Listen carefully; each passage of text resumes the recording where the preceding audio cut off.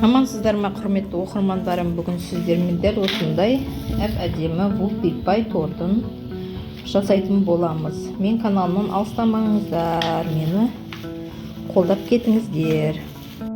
Бүгінгі букбипай тортымызға енді жұмыртқа, ұн, шекер және май, сары май, Қазақстан шоколад, какао, разрыхитель қосамыз.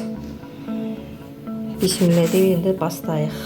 Ең алдымен жұмыртқаны жарып, тұзбен, кішкене шым-шым тұз қосуды ұмытпаңыздар. Тұзбен істесеңіздер өте жақсы көтеріледі. Одан кейін артынан жаймен шекерін салып көпіртіп аламыз жақсылап. Одан кейін жұмыртқамызды жарып қойдық, енді осыны жаймен бір сатылап көпіртіп алатын боламыз. Ең бірінші жай жылдамдықта көпіртеміз. Біз массамызды көпіртіп алдық. Енді осының үстіне шекермен шекер қосып тағы да көпіртіп алатын боламыз.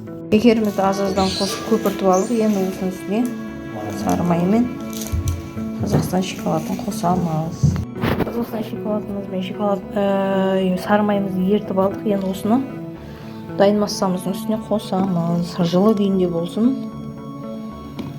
Массамызды қостық. Енді осыны жақсылап араластырамыз. Дайын болған шоколадымыз бен майымызды араластырып, енді үстіне разрыхитель, какао және ұн қосып араластырамыз. Біздің тесто массамыз дайын болды. Енді осыны арнайы кесіпсіз болған қағазымызға орналастырамыз. Біз мінекей қағазымызға салып болдық пергаментті. Енді осыларды пешкеге пісіріп аламыз.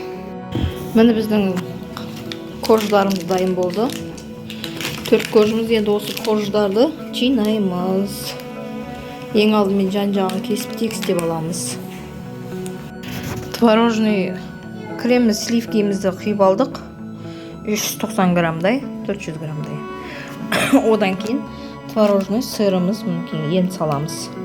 Ең алдымен творожный сыр мен сливкиді араластырып, үстіне сахарный пудра қосамыз.